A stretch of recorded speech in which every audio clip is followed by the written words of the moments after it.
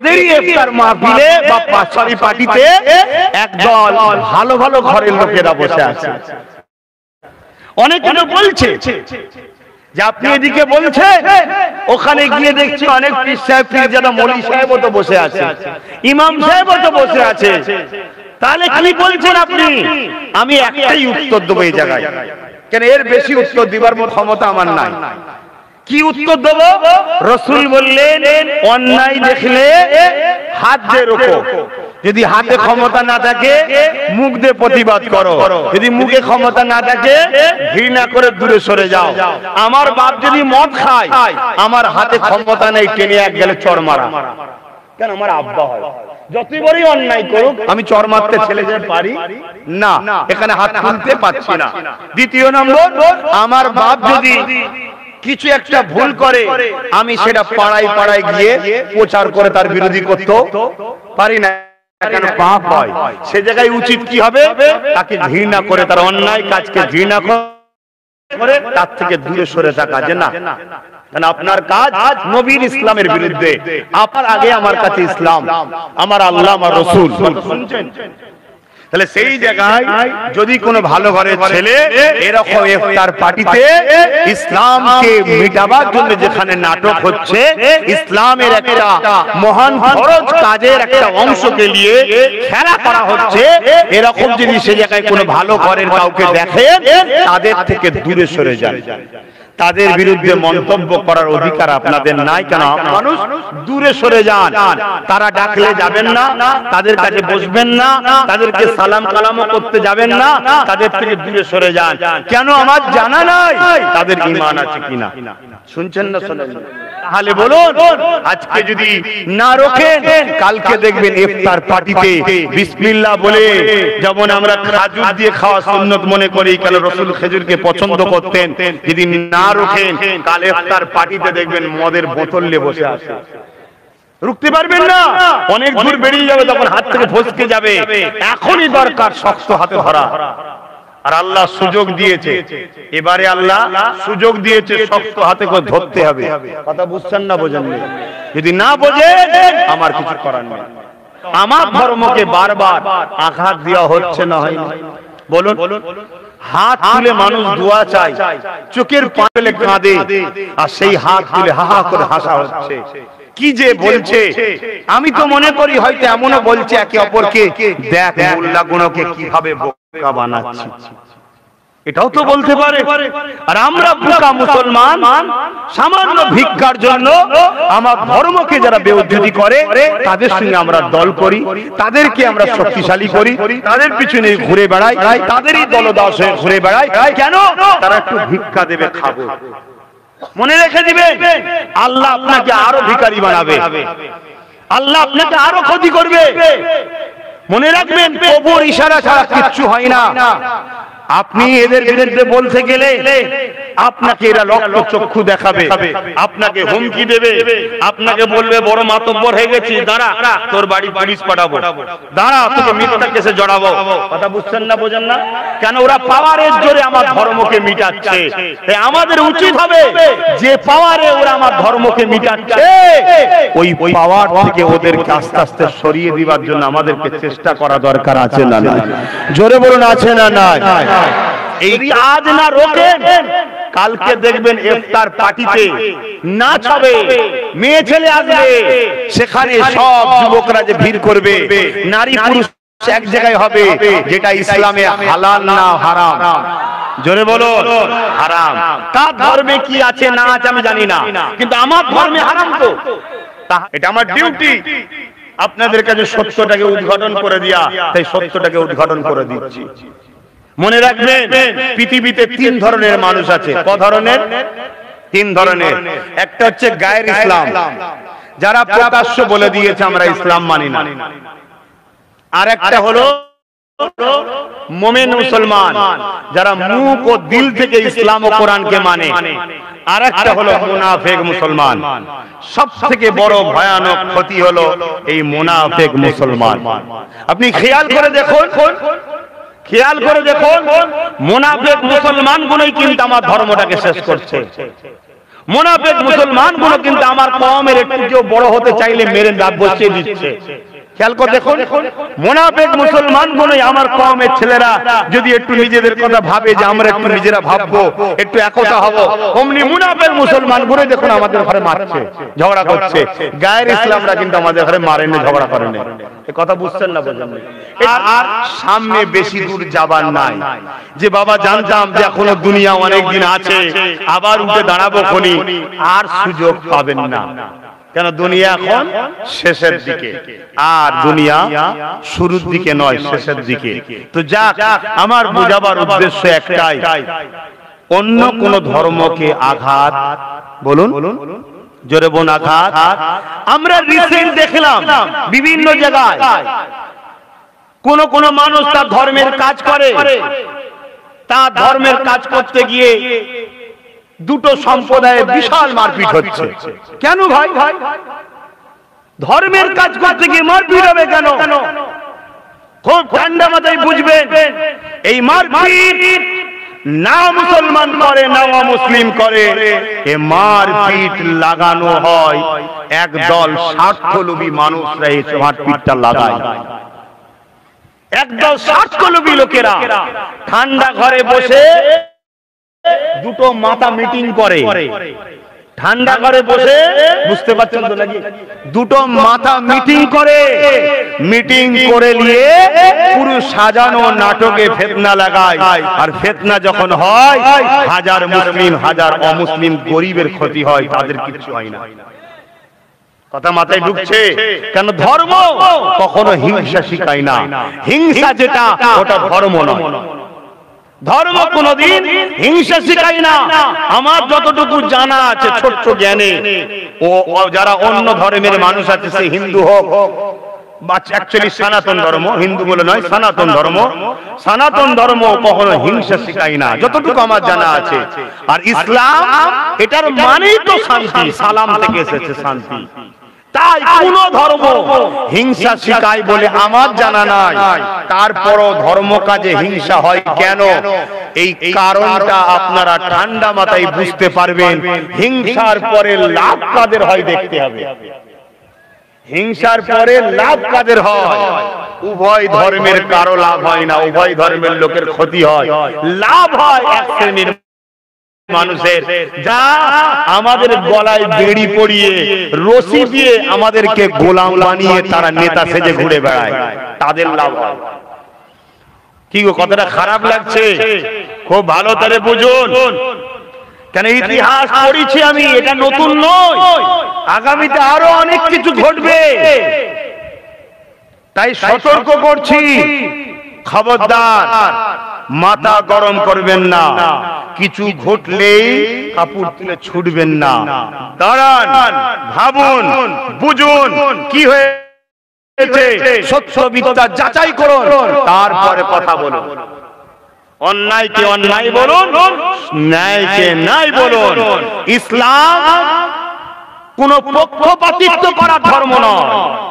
যদি নিজের ছেলে অন্যায় করে, পাড়ার একজন ছেলে যদি ন্যায় কাজ করে, ইসলাম বলছে তুমি যদি প্রকৃত মুসলমান হও, তোমাকে পাড়ার ছেলেটাকে সাপোর্ট করতে হবে, তোমার ছেলের দোষটাকে স্বীকার করতে হবে। এর নাম ইসলাম।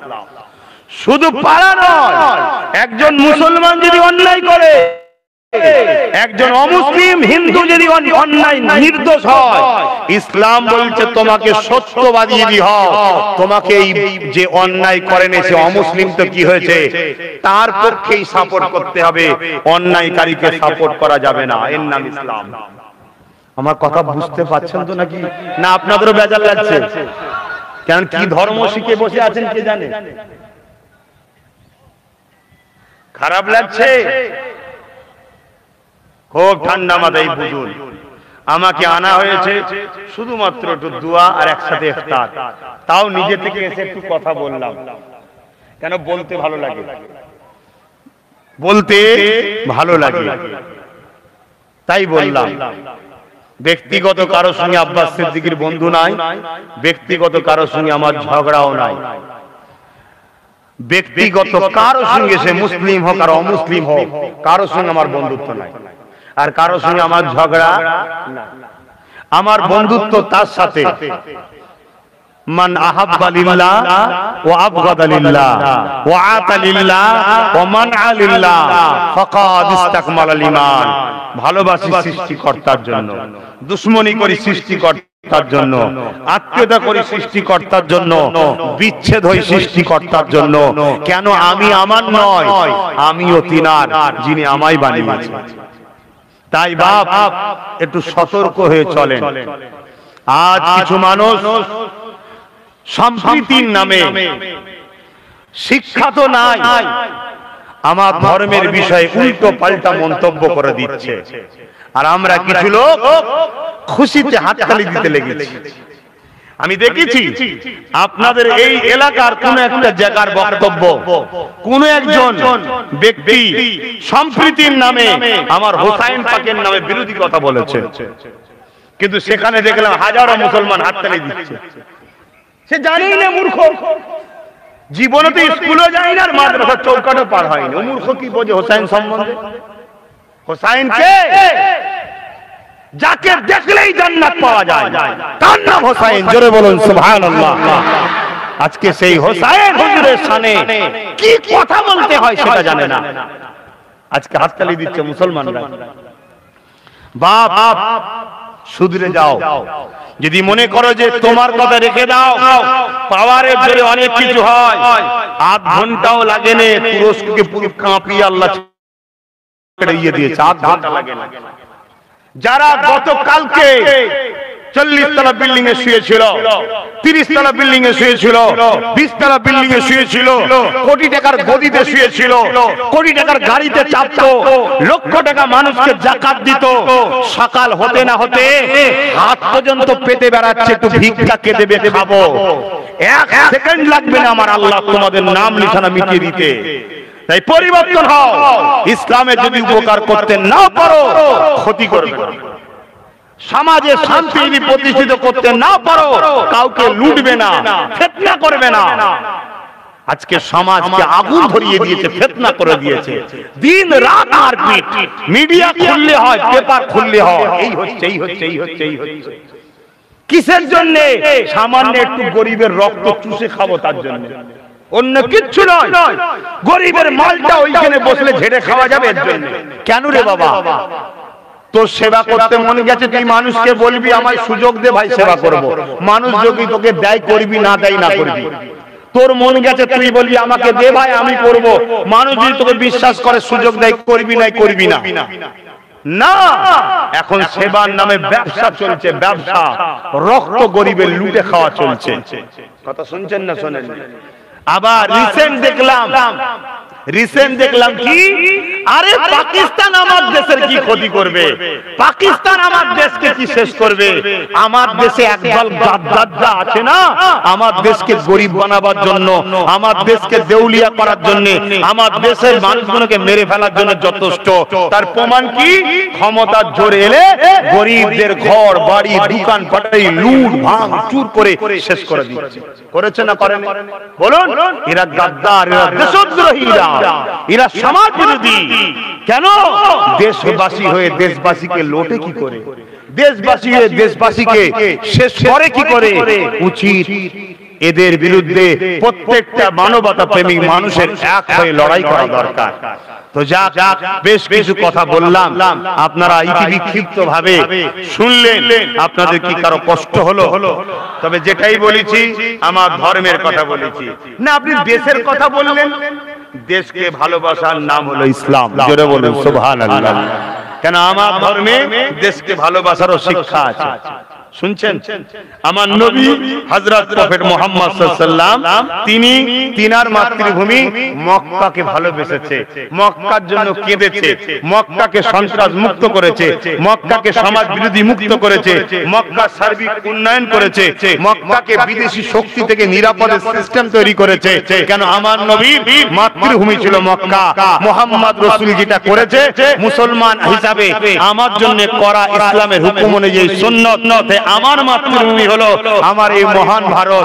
এই দেশকে ভালোবাসা, এই দেশের সার্বভৌম নিরাপদে রাখা, এই দেশের কি বলে সন্ত্রাস মুক্ত করা, এই দেশকে ভালোবাসা, এই দেশের উন্নয়নের বিকাশ করা, এই সব কিছু ভাবা আমার জন্য একটা ইসলামের কাজ, সবের কাজ। জোরে বলুন সুবহানাল্লাহ। কথা মাথায় ঢুকছে? দুঃখ তো ভাই অন্য জায়গায়, আমরা কিছু বক্তা মুলি সাহেবরাই তোমাদের ক্ষতি করেছি।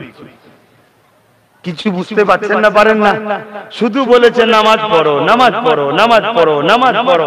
ইসলামের সঙ্গে নামাজ আছে? আল্লাহর নবী বসে আছে, একজন ইহুদি এসে জিজ্ঞেস করছে, মুহাম্মদ, ইসলামের সবথেকে ভালো কাজ কি? রাসূল বললেন, খোদার্তকে খানা খাওয়ানো ইসলামের সবথেকে ভালো কাজ। জোরে বলুন সুবহানাল্লাহ। জোরে বলবেন না সুবহানাল্লাহ? কি বললেন? খোদার্তকে। খোদার্তরা মুসলমান হোক আর অমুসলিম হোক, ওখানে খোদার্ত বলেছে, মুসলমান খোদার্ত বলেন। মানুষ তাকে খানা খাওয়ানো ইসলামের সবথেকে ভালো কাজ। তখন ইহুদি বলছে, এটা তো আমাদেরও নবী উজায়ের বলেছিল যে সবথেকে ভালো কাজ হলো খোদার্তকে খানা খাওয়ানো। তখন আমার রাসূল বললেন, উজায়ের তো আমার ভাই হয়, তিনিও যে আল্লাহর পক্ষ থেকে এসেছে, আমি মুহাম্মদও সেই আল্লাহর পক্ষ থেকে, আমি আখিরি মেসেঞ্জার। ইহুদি আমার নবীকে মেনে নিল। জোরে বলুন সুবহানাল্লাহ। শুনছেন না শোনেন না? তাহলে আজকে কি হচ্ছে? বলছে এই মুসলমান আর আমার ধর্মের নামে দাগ লাগানো হচ্ছে, আমার ধর্মকে কালিমা করা হচ্ছে। হ্যাঁ, আসো আমার কওমের ভাইরা, আমার বাপেরা, আমার মায়েরা, বোনেরা, সজাগ হন। সময় নেই, সালাম দেবো, দোয়া করব, ইফতার নেবেন, একসাথে বসে খাবেন। ইয়া নবী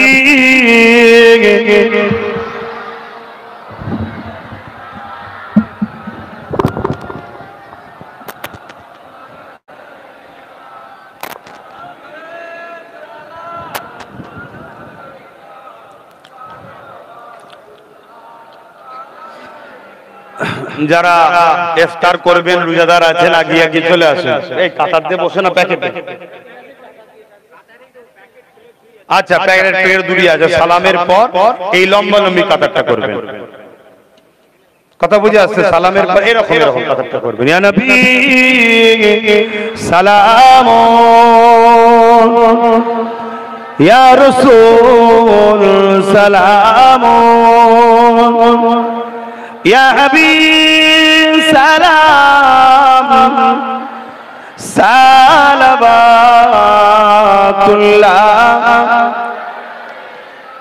সময় বড় সংক্ষেপ, একটু কাতার দেন। পিঠে পিঠ করুন, মুখে মুখ করে কাতার দিন। বুঝতে পারছেন না? এই ভলেন্টিয়ার কাতার ঠিক করো। পিঠে পিঠ করেন, মুখে মুখ করেন। বসবেন না কেউ, আমি না বলা বন্ধ কেউ বসবেন না। কাতারটা ঠিক করুন। হ্যাঁ, ঘুরে যাও, একটা পিঠে পিঠ করে, একটা মুখে মুখ করো। কাতা করেন না, যারা কাপড় দেবেন রেডি হন। যেখানটা সরু হয়ে যাচ্ছে একটু পিছিয়ে পিছিয়ে চওড়া করে লাও।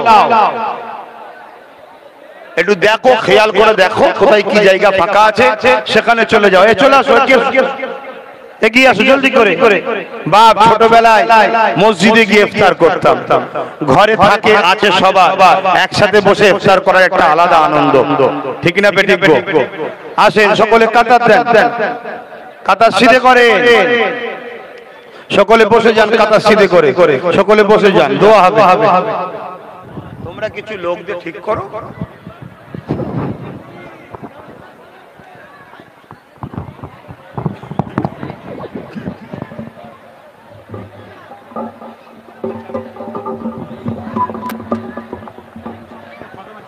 আজ এক খতম কোরআন শরীফ তেলাওয়াত করা আছে, আল্লাহ কবুল করেন, বলুন আল্লাহুম্মা আমিন।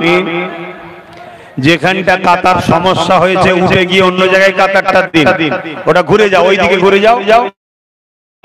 এই যে কাতারটা বিছখানে উঠে ওইদিকে ঘুরে যাও, ওইদিকে দাও। হ্যাঁ, ওই কাতারের সঙ্গে দাও, সিধে করো, কাতারটা সিধে করো। দু খতম আরো তেলাওয়াত আছে।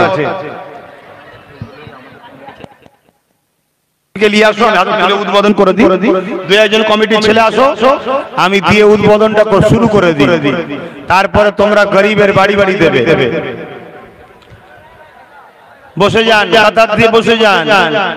এই তাবারুক দাও, ইফতারি দাও, সামগ্রী দেওয়া শুরু করো, সময় নেই, আপনারাও গিয়ে বসে যান, বসে যান। এই বাপ ইফতার করবে তো, বসে যান, বসে যান, বসে যান, বসে যান, সময় নেই। ওঠো ওঠো ওঠো, ইফতারি করবেন, বসে যান। কেউ দাঁড়িয়ে রাখবেন না, দাঁড়িয়ে ইফতার করবেন না।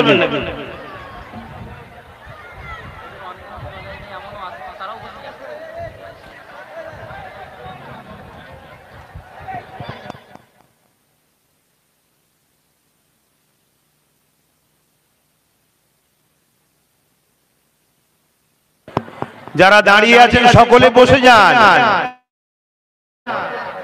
কাতার দিয়ে সকলে বসে যান, দেরি করবেন না, দাঁড়িয়ে দাঁড়িয়ে ইফতার করতে নেই, বসে ইফতার করতে।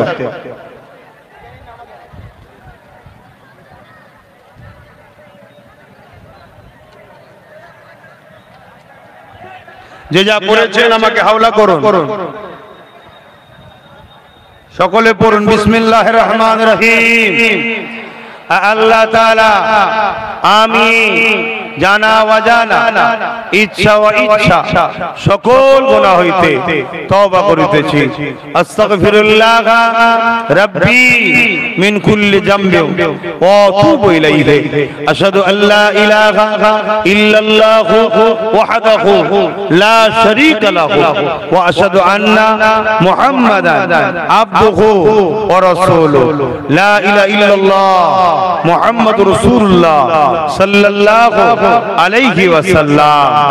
আমার কওমের বাপ ভাইরা, মা বোনেরা, 5 ওয়াক্ত নামাজ পড়বেন।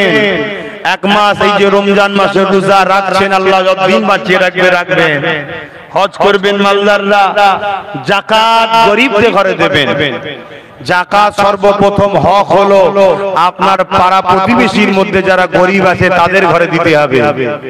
আপনার আত্মীয়র মধ্যে কে গরিব আছে প্রথম হক তাদের। আপনার আত্মীয়র মধ্যে কেউ গরিব থাকলে নিজের মামু, নিজের চাচা, নিজের ফুপু, নিজের ফুপা, নিজের খালা, নিজের খালু সব যাকাত দেওয়া যাবে। কথা শুনছেন তো নাকি? নিজের আত্মীয় গরিবকে আগে দেন। সারা দুনিয়ায় যাকাত দিয়ে বেড়াচ্ছেন, গরিব আত্মীয় পাইনে, আপনার যাকাত হবে না। হক হলো আপনার আত্মীয়র আগে, আপনার আত্মীয়কে যাকাত দেন। কথা বুঝলেন? যদি গরিব থাকে তারপরে আপনার পাড়া প্রতিবেশী, আত্মীয়র মধ্যে না থাকলে পাড়া প্রতিবেশীকে, আর আত্মীয় যদি থাকে আত্মীয়কে সবচেয়ে দেন। লে বাবা তুই লে, 1 বছর দিয়ে দিলে আর পরের বছর সে গরিব থাকবে না, বড় লোক হয়ে যাবে, কাজ কারবার করে খাবে। বুঝতে পারছেন তো নাকি? পাড়া প্রতিবেশীর মধ্যে কেউ গরিব থাকলে দিন। যদি পাড়া প্রতিবেশীতেও কেউ গরিব না থাকে তখন পৃথিবীর যে কোনো জায়গায় ইমানদার মুসলমানকে যাকাত দিতে হবে। ঈমান হলো শর্ত যাকাত লিবা। শুনছেন তো নাকি? খুব সাবধান, ধর্ম কারো বাপের কথা নয়, আমার রাসূলুল্লাহর কথা অনুযায়ী চলে, নাই ধ্বংস হয়ে যাবে, আল্লাহ বরবাদ করে দেবে। আর আল্লাহ যে সাহায্য করে আস্তে আস্তে আস্তে দেখবেন সুন্দর জিন্দেগি আল্লাহ দিয়ে দেবে। তো ভাইয়েরা আমার, মা বাপকে ভালোবাসবেন, বড়দেরকে সম্মান, ছোটদেরকে স্নেহ, দেশকে ভালোবাসবেন। দেশবাসী হিন্দু হোক, দলিত হোক, আদিবাসী হোক, সাঁওতাল হোক, বাগদি হোক, মতুয়া হোক, খ্রিস্টান হোক, পাঞ্জাবি হোক, শিখ হোক, যেই হোক, আমরা ভারতীয় মিলেমিশে থাকবেন। ব্যবসা বাণিজ্য কারবার সব একসাথে। তবে একটা কথা মনে রাখবেন, একটা প্রবাদ বাক্য আছে, ধর্ম যার যার, উৎসব সবার। ইসলামের অনুসারীরা এই কথা মানা যাবে না, হারাম। ইসলামের অনুসারীদের জন্য এই কথাটা হারাম কথা, শিরক কথা মানা যাবে না। মনে রাখবেন, খুব সাবধান। এটা একটা ধোঁকা দিচ্ছে শয়তানরা। শয়তানদের কাজ এটা ধোঁকা দিবার। শয়তান সর্বসময় চায় আমাদের ঘরে আল্লাহর বিরুদ্ধে নিয়ে যাবার। তাই আমাদের ঘরে আল্লাহ না নারাজ হয় এটা মাথায় রাখবেন। ব্যবসা করুন, মিলেমিশে থাকুন, একে অপরকে সহযোগিতা করুন, একে অপরকে হেল্প করুন, সর্বদিক দিয়ে হেল্প করুন, কোনো অসুবিধা নাই। শেষ কথা, মুজাদ্দেদ জামান দাদা হুজুরকে মানবেন, দাদা হুজুরকে মেনে চলতে হবে, এটা ইসলামের হুকুম। শুনছেন তো নাকি? তিনি মুজাদ্দেদ মানবেন, খবরদার এদিক ওদিক করবেন না, দাদা হুজুরকে মেনে চলবেন।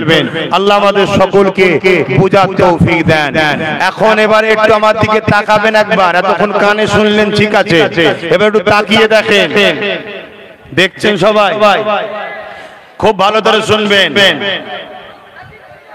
কোরআনের জন্য, দ্বীন ইসলামের জন্য, দেশের জন্য, দেশবাসীর জন্য, মানুষের জন্য, ন্যায়ের পক্ষে, সত্যের পক্ষে যতদিন আব্বাস সিদ্দিকী লড়বে, আপনারা জান মাল দিয়ে শেষ নিঃশ্বাস পর্যন্ত সত্য কথা বলুন। আমার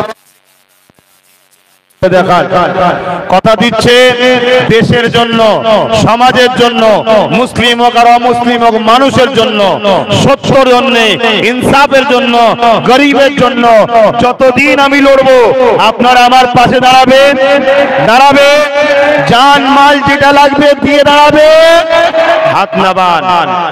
আল্লাহু আকবার। তাই আপনারা আমাকে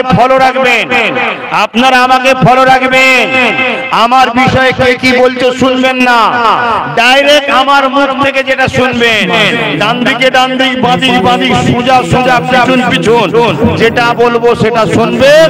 ইনশাআল্লাহ দুনিয়াতে শুধু নয়, আখিরাতেও আল্লাহর জান্নাতে একসাথে থাকবো। বলুন ইনশাআল্লাহ, আরো জোরে বলুন ইনশাআল্লাহ। মনে রাখবেন, আমি একজন কুরাইশ বংশের বাচ্চা। নবী বলছে কুরাইশের নেতৃত্ব মানতে, আপনাদের মানতে আপত্তি আছে?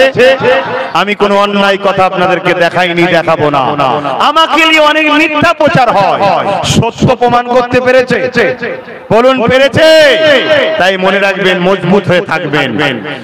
আর আল্লাহ রাস্তা, অর্থাৎ সত্যের রাস্তা একটু শক্ত হয়, কিন্তু কিছুদিন চলার পরে আল্লাহ সাহায্য এসে গেলে দেখবেন সব নরম হয়ে যায়। জোরে বলুন সুবহানাল্লাহ। কথা বুঝছেন? কষ্টের পরেই শান্তি পাওয়া যায়, অন্ধকারের পরেই আলো হয়। কথা বুঝে আসছে না? নাই, রাত হয়েছে বলে মন খারাপ করবেন না, একদিন আবার দিন আসবে, রাত কেটে গিয়ে সময়ের অপেক্ষা। আর সত্যর রাস্তা কখনো চেঞ্জ করবেন না। যদি পাহাড় পড়ে, পাহাড়কে কেটে ফেলুন, পাহাড় কেটে রাস্তা তৈরি করুন। যদি করার সামর্থ্য না থাকে, আপনি ঘুরে হলেও যাবেন, আপনার লক্ষ্যটাকে কখনো ছাড়বেন না।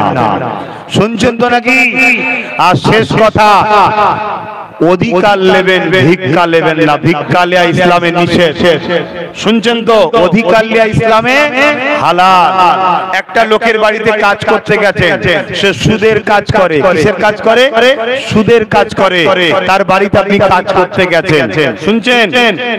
সে যদি 1 লক্ষ টাকা কাজ করে মরে ভাড়া হয়, পারিশ্রমিক হয়, লিওয়া জায়েজ, কিন্তু এই সুদখোরের বাড়ি 1 কাপ ফ্রিতে চা খাওয়া কি জায়েজ হবে? জোরে বলুন, জায়েজ যাবে না। অতএব আপনাদের ঘরে ইচ্ছা করে ফ্রির নামে হারাম খাওয়াচ্ছে, খুব সাবধান হন, খুব সাবধান হন। নিজেরা ঐক্যবদ্ধ হন, নিজেরা নিজেদের পায়ে দাঁড়াবার চেষ্টা করুন। আল্লাহ আমাদেরকে বুঝার তৌফিক দেন। বলুন আল্লাহুম্মা আমিন। আসেন আল্লাহুম্মা আমিন। আল্লাহ আল্লাহ। টোটাল 4 খতম আছে, আল্লাহ কবুল করুন। আল্লাহ যে যা তেলাওয়াত করেছে, যে যা পড়েছে, এবং এই মাহফিলে যারা হাত তুলেছে, আল্লাহ আমার প্রত্যেকটা কোরআন প্রেমিক, দ্বীন ইসলাম প্রেমিক, রোজাদার, ঈমানদারের এই বসা আশাকে আপনি কবুল করে নিন। আল্লাহ আপনি আমাদের সকলের জীবনের গুনাহ খাতা মাফ করে দিন। যারা এই ইফতার মাহফিলের জন্য শরীক হয়েছে, সহযোগিতা করেছে, ইফতার মাহফিল করার জন্য শরীক হয়েছে, ইফতার মাহফিলে করাবার জন্য অর্থ দিয়েছে, ফল দিয়েছে, আল্লাহ তাদের এই দানকে, তাদের এই সহযোগিতাকে আল্লাহ আপনি কবুল করে নিন। আল্লাহ আয় আল্লাহ আজকের এই সুন্দর পবিত্র এই মাহফিলকে আপনি কবুল করে নিন। আল্লাহ যে যা তেলাওয়াত করেছি, আমাকে যা বলালেন, আল্লাহ সব কিছু কবুল করে নিন। আল্লাহ রহমত করে, মেহেরবানি করে যদি কিছু সাথে থাকে, সর্বপ্রথমে সওয়াব আকায়ে নামদান মুফাকিরে মওজুদান সাইয়্যিদুল মুরসালিন রাহমাতাল লিল আলামিনের দরবারে সওয়াবটুকু পৌঁছে দিন। হুজুরে আলাউলাদ আম্মাজান সাহাবায়ে কেরাম, সাহাবীগণ, আল্লাহ আমার নবী পাকের আব্বা আম্মা জান হুজুর থেকে রুহের সব পৌঁছে দিন। চার পিরানে পি চার ইমাম হুজুর রূহ পাকের সবটুকু পৌঁছে দিন। আল্লাহ দয়াময় দয়া করে মুজাদ্দিদুজ জামান সৈয়দুনা আবু বকর সিদ্দিক দাদা হুজুর পীর কেবলা রূহ পাকের সবটুকু পৌঁছে দিন। দাদা পীরের পাঁচ কলিজার টুকরা খলিফা হুজুরের রুহের সবটুকু পৌঁছে দিন। এ সবাব সুলতানে গীন গরিবে নওয়াজ খাজা মুঈনুদ্দিন আজমিরি সঞ্জালি হুজুরের রূহ পাক সব পৌঁছে দিন। আল্লাহ আমার গরিবে নওয়াজের রুহানি দোয়া আমাকে আর আমার ছোট ভাই নসিবে মিলিয়ে দাও। হিন্দুস্তানের বেতাজ বাদশাহ গরিবে নওয়াজের পরিবার থেকে রুহের সব পৌঁছে দিন। আল্লাহ আল্লাহ এই গ্রামে আপনি প্রতিটা কবরবাসীদের সব পৌঁছে দিন। আমরা যারা হাত তুলেছি আমাদের প্রত্যেকের মা বাবা দাদু দাদি নানা নানি শ্বশুর শাশুড়ি ভাই মুরব্বিরা যারা চলে গেছে আল্লাহ পাক জানি না কবরে কি কি হালে আছে। আল্লাহ প্রত্যেকে কবরকে বেহেশতে গোলাপ ফুলের বাগান বানিয়ে দেয়। আল্লাহ রোজার মাসে দোয়া কবুল হয়, ইফতার হালে দোয়া কবুল হয়। আমরা রোজাদারেরা বসেছি আল্লাহ ইফতারকে নিয়ে, এতগুলো মানুষকে নিয়ে হাত তুলেছি আল্লাহ আপনি কবুল করুন। আল্লাহ আপনি আমাদের জীবনের গুনাহ maaf করে দিন, আমাদেরকে নামাজি মুত্তাকি পরহেজগার বানিয়ে দিন, রোজাগুলোকে কবুল করে নেন, বাকি রোজাগুলো রাখার তৌফিক দিন। আল্লাহ পরের বছরে বেঁচে থাকবো কি জানি না আল্লাহ, আল্লাহ যদি থাকি ততদিন বাঁচবো রোজা রাখার তৌফিক দেবেন। আল্লাহ নামাজি মুত্তাকি বানিয়ে দিন। আল্লাহ যে নামাজ আপনাকে খুশি করা যায় ওই নামাজ আমাদেরকে পড়ার তৌফিক দেন। আল্লাহ আল্লাহ মুনাফিক মুসলমানদের হাত থেকে আমাদের ঈমান ইজ্জত জান মাল হিফাজত করুন। আল্লাহ কুফরি থেকে জালিমের জুলুম থেকে আমাদের জান মাল ঈমান ইজ্জত হিফাজত করুন। আল্লাহ বারো দোয়া চাই প্যালেস্টাইন বাসীর জন্য, মসজিদে আকসাকে হিফাজত করুন, প্যালেস্টাইন বাসীদেরকে হিফাজত করুন। হে আল্লাহ অবশ্যই আপনার পরীক্ষা এটা, আমরা মুসলমান কেমন ভাবে আপনাকে ভালোবাসি, কিন্তু আজ আমরা বড় লোভী হয়ে গেলাম, দুনিয়ার বেঈমান নেতাদের জন্য মারপিট করি, দুনিয়ার লুটেরা। মাশাআল্লাহ, হুজুরের এই জলসাটি শুনে খুব ভালো লাগলো। যদি আপনাদের ভালো লেগে থাকে তাহলে আমাদের চ্যানেলটাকে লাইক, শেয়ার, কমেন্ট, সাবস্ক্রাইব করে পাশে থাকবেন।